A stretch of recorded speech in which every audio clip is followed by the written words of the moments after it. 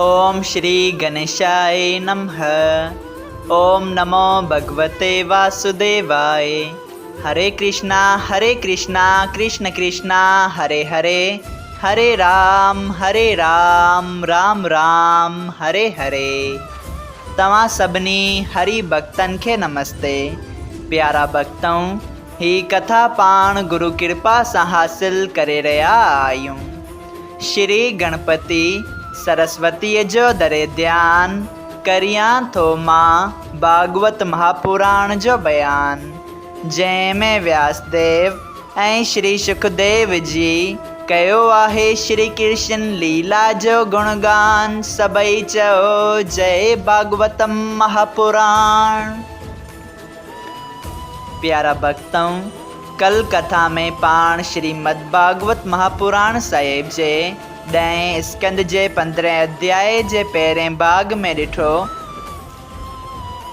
जॾहिं अगासुर जे मारण जी ॻाल्हि माता यशोदा ऐं नंद बाबा ॿुधी, तॾहिं खां श्री कृष्ण भॻवान वन में गायूं चारण लाइ घणे ई वक़्त ताईं न वियो। पोइ जॾहिं 8 वरियनि जा थिया, मतिलबु त 3 सालनि खां पोइ भॻवान श्री कृष्ण ग्वाल बालन ऐं बलराम जी सां गॾु वापसि वन ॾांहुं विया। वन में हू ॿई खेॾण लॻा ग्वालनि बालनि सां गॾु। पाण में चयाऊं त हे दाऊ, आऊं पंहिंजी टीम पंहिंजा साथी अलॻि थो करियां ऐं तव्हां पंहिंजा साथी अलॻि करियो त पोइ पाण रांदि रहूं था। ईअं हुननि ॿिन्ही पंहिंजूं टीमूं ठाहियूं, यानी के ग्रुप ठाहिया। तंहिं बाद हू पंहिंजे गुरुअ सां गॾु जंगलनि में हलिया विया। वन में बलराम जीअ खे उन्हनि जे साथियुनि चयो त अॻियां हिकिड़ो भलो वन आहे जिते तमामु स्वादिष्ट मेवा थियनि था, लेकिन उते हिकिड़ो राक्षस आहे जेको न ही पाण थो फल खाए, न को ही ॿिए कंहिंखे खाइण थो ॾे। इहा ॻाल्हि ॿुधी बलराम जी पंहिंजे साथियुनि सां गॾु उन वन ॾांहुं हलिया विया। सभई चयो जय श्री हरि। अॼु पाण उन ही कथा खे वधीक अॻिते वधाईंदे श्रीमद् भागवत महापुराण साहिब जे 10 स्कंद जे 15 अध्याय जो ॿियो भाग शुरू करे रहिया आहियूं। श्री सुखदेव जी स्वामी चवनि था, जॾहिं बलराम हिकिड़े वण खे जले ज़ोर सां लुॾियो ऐं सभु फल मंझायसि छिॼी किरी पिया, तॾहिं दन्यक राक्षस फलनि जे किरण जो आवाज़ ॿुधी गर्जना करे डोड़ियो। उनखे ईंदो ॾिसी सभई ग्वाल बाल डप खां भॼी विया। अकेलो बलराम उते बीह रहियो। जॾहिं उन गॾे ईंदे शर्त 2 लतूं बलराम खे हयूं, तॾहिं बलराम घणी ई फुर्तीअ सां खेसि टंग खां जले ज़मीन ते फिटो कयो। जॾहिं हू लेटी पेटी वरी उथी बीठो ऐं ज़मीन सुंघंदो कन छिकींदो अची बलराम खे वरी 2 लतूं हयाईं, तॾहिं बलराम संदसि 2 टंगूं जले हिकिड़े वॾे वण ते अहिड़ो त ज़ोर सां उछलायाईंसि जो हू उन साथ ई मरी वियो ऐं उहो वण बि भॼी किरी पियो। सभई चयो जय बलराम जी। उन राक्षस खे मरंदो ॾिसी उन जा मददगार बलराम खे मारण वास्ते डोड़ी आया। बलराम उन्हनि खे बि मारे पूरो कयो। तॾहिं देवताउनि बलराम ते गुलनि जी वर्खा कई। ए राजा परीक्षित, ब्रह्मा महादेव ऐं ॿिया देवताऊं पूॼा छॾे श्री कृष्ण जे दर्शन करण लाइ वृंदावन में ईंदा हुआ। दन्यक राक्षस जे मरण खां पोइ ग्वाल बाल दिल भरे फल खाई ऐं घर खणी वञण लाइ पंहिंजूं झोलियूं भरे उन वन में बेडपा थी गायूं चारण लॻा। ए राजा, जीअं श्याम ऐं बलराम खिलंदा रांदि कंदा ग्वालनि ऐं बालनि गायनि समेत घर आया, तीअं ग्वाल उहे फल टार जा वृंदावन वासियुनि खे विराए ॾेई चयो, अॼु बलराम वन में दन्यक ऐं ॿियनि घणनि ई राक्षसनि खे मारियो आहे। इहा ॻाल्हि ॿुधी सभई ख़ुशि थिया। ॿिए ॾींहुं वरी श्री कृष्ण ग्वालनि सां गॾिजी गायूं चारण वियो ऐं बलराम उन ॾींहुं घर में वेठो रहियो। गायूं चरंदियूं पखिड़िजी वेयूं। जॾहिं ग्वाल श्री कृष्ण खां अलॻि थी गायनि खे ॻोल्हण लॻा ऐं उस में व्याकुल थी खेनि ॾाढी उञ लॻी। तॾहिं हू गायनि समेत जमुना किनारे ते पाणी पीअण लॻा।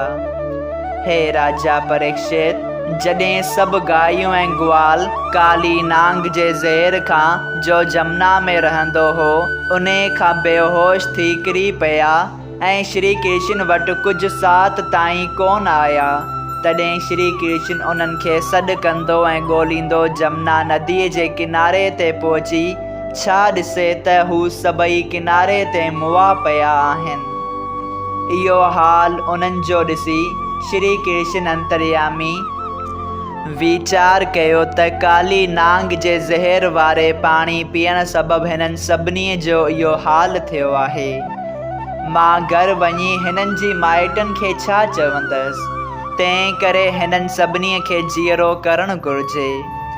इहो वीचार करे श्री कृष्ण भॻवान जीअं ई अमृत रूपी दृष्टिअ सां उन्हनि ॾांहुं निहारियो, तीअं ई सभई ग्वाल बाल गायनि समेत जीअरा थी उथिया। प्यारा भक्तऊं, जीअं को निंड मां जागे तीअं उथी पंहिंजियूं अखियूं मेटण लॻा। सभई ग्वाल बाल श्री कृष्ण खे उते ॾिसी संदसि गले में वेड़जी विया। तॾहिं श्री कृष्ण चयो त तव्हां मूं खां जुदा थी हिते अची ज़हरीलो पाणी पीतो, जंहिं करे तव्हां बेहोश थी पिया हुआ। इहो ॿुधी ग्वालनि बालनि चयो त जमुना जल पीअण सां असांजी इहा हालत थी हुई, तव्हां अची असांखे जीअरो कयो। तव्हीं बिरज वासियुनि जी रक्षा कंदड़ आहियो।